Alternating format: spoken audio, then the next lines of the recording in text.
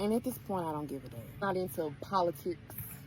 I'm not into all of that extra stuff that people be losing their life over. I ain't into all that. We human, whatever. But I will say thank you to Trump for bringing these National Guards and doing what they doing down here in Memphis right now. You know, for the first time in 5 years.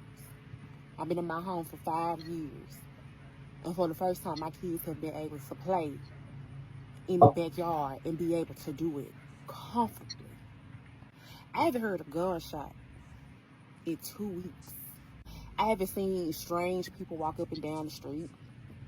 Just a few weeks ago, I had somebody walk on the side of my house.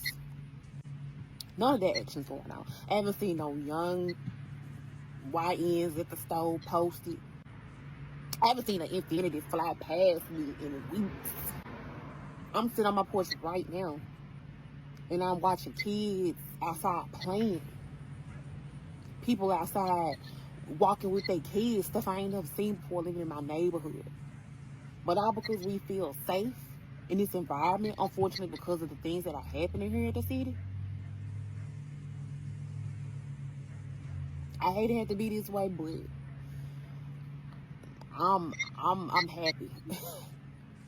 I'm happy. Honestly, I truly feel that this is just a band-aid to the problem. I don't think this is going to completely fix everything. But to have a moment of peace, just thank you, Jesus. Enzo, how do you feel seeing her thank Trump for fixing her neighborhood? I think it's great. Like, I'm gonna keep saying what I've been saying from the beginning when we were talking about National Guard being in cities. Great. I'm happy to see that National Guard are going into red states where blue cities are the problem. This is going to do one of two things: fix the problem, and the police are going to be able to handle it after, or show that Democrats cannot run their cities. They cannot do it correctly. So they need to vote these people out so they can actually have correct people in place to keep the peace within their city. So I'm happy as hell. All these cities, Memphis was, I'm pretty sure, was like number 2 on the list of most violent cities in America. So I'm happy to see that. Put them in all the cities. Put them in all the cities. I don't care if they're red, blue, purple, black, whatever politically they are. Throw troops in there, let them clean it up, give the police the tools that they need to do to actually clean up their streets to make it safer for everybody. I agree with a safer America for all. Always will. And I agree wholeheartedly that this needed to be done at this point. Heaven, do you think that she was right in the video? Her feelings are valid.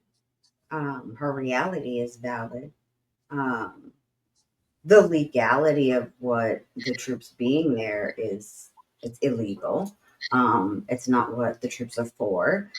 If what they need is police reform, they need better policing, community policing. If they had better community policing and focused on that, then there wouldn't be an issue like that.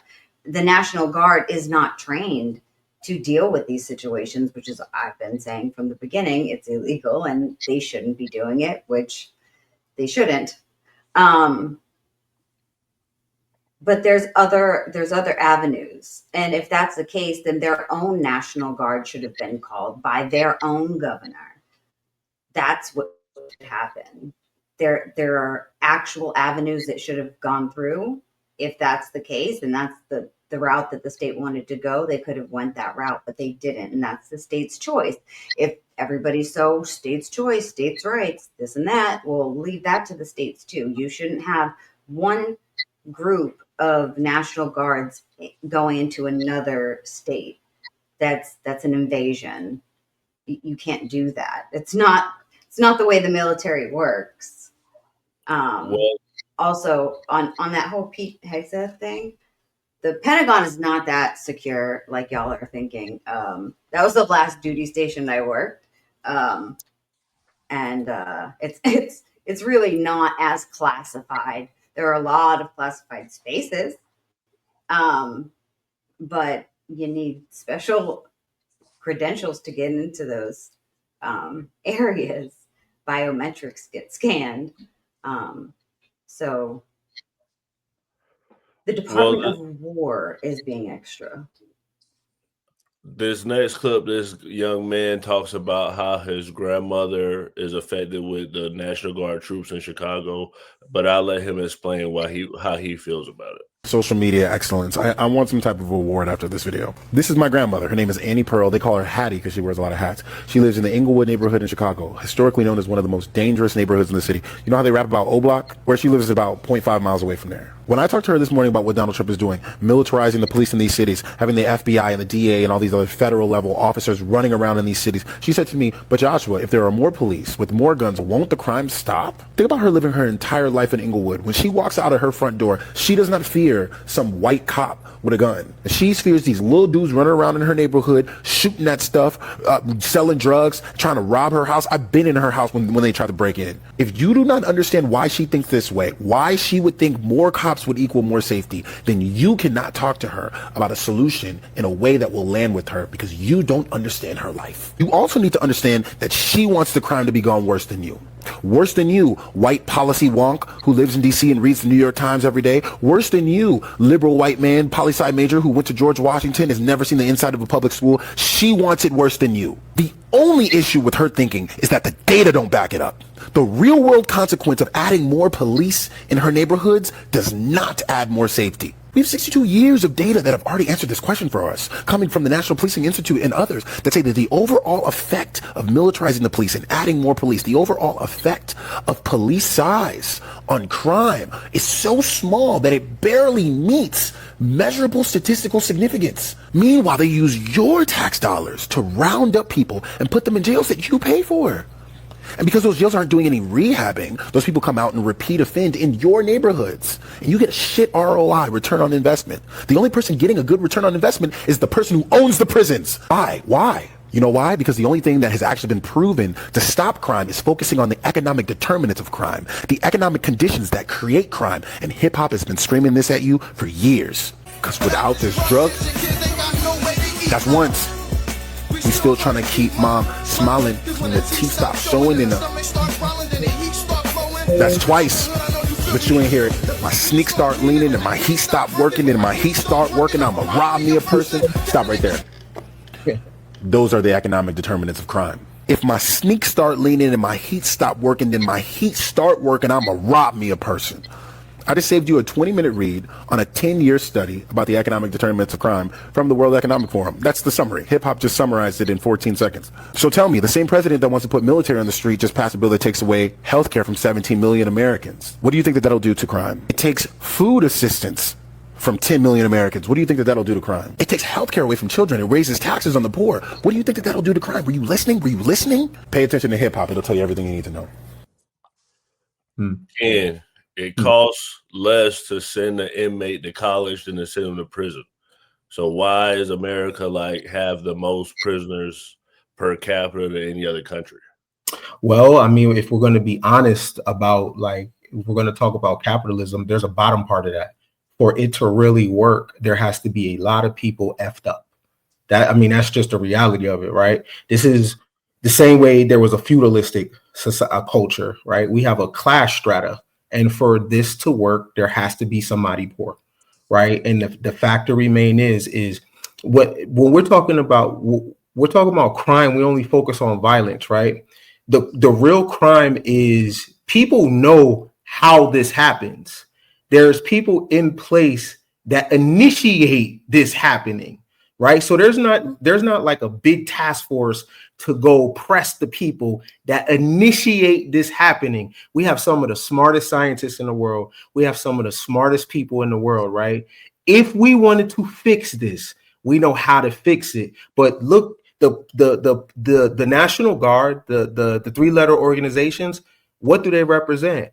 Violence, right? So they send in violence to correct violence, right? They're not sending in people to teach people financial literacy. 9 times out of 10 as well, this is also a nutrition issue.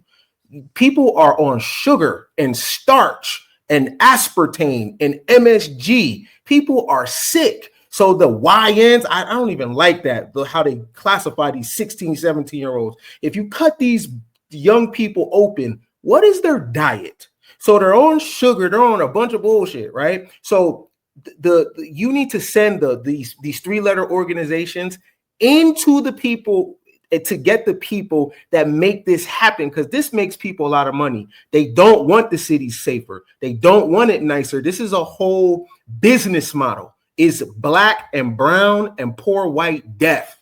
And doctors make money off it. Funeral homes make money off it. Bail bondsmen make money off it. The prisons make money off it. That's more overtime for police. That's more overtime for fire departments. They don't want this fixed. It's capitalism. Black, brown, and poor white death and sickness is a business model.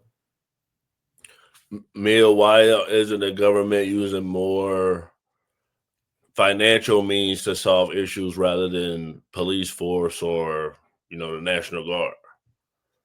Throwing money at an issue that the root of it isn't money. We've sunk hundreds of billions of dollars across the United States for the last 80 years in various cities, states, programs, and it's not most of it's not a money issue. Obviously, having economic advantages will lift you up out of poverty, keep you from being starving, keep you healthy, and so on and so forth. But at the end of the day as well, we have to address the elephant in the room. And the elephant in the room is somebody is raising these YNs, right? They're coming from somebody's womb. They're coming from somebody's home, whether it's low morality, whether it's a broken culture, whether it's something, we need to address the elephant in the room. And the elephant in the room is, why do some people come from poverty and be perfectly fine? When I mean perfectly fine, they don't think to shoot somebody and kill them for their wallet. They don't think to commit crimes. They say, hey, I'm going to go to school. I'm going to do this. I'm going to do that. I'm going to grind. I'm going to lift myself up. Millions of people complete that journey of lifting themselves up, even though the government should be there to make it economically feasible and easier for families. But I'm just saying the elephant in the room is somebody's raising these people to do these low moral, low vibrational things, and that should be addressed as well. I 100% agree with Ken, because they do it on purpose. They know, and we've proven this statistically, that if you can't read at a 3rd grade level, what happens? You're going to end up in prison. They do that on purpose. They keep us dumb. They keep us poor, because that leaves 3 paths. You're either going to the military to escape, you're going to prison, or if you're extremely lucky, you may be able to lift yourself out. But most of the time you're not. You're staying in there and you're having babies, and it's a cycle. Or you're going into the military to help fight wars for rich men, because rich men never send their kids to the military. Not anymore. They used to back in the day, but not anymore. Their kids get to go to college while ours get to go to the military, or you end up in prison. But at the same time, we need to address, like I said, the elephant in the room is we are culpable for the actions of our children. I mean, these are our kids. These are our cousins. These are our nieces. These are our nephews. These are our neighbors that we may have lived next to for 15 years in the projects. And we're not addressing that. And I think that should be addressed as well. So we talked about black fatigue last night. And so we're saying who raising the YN. So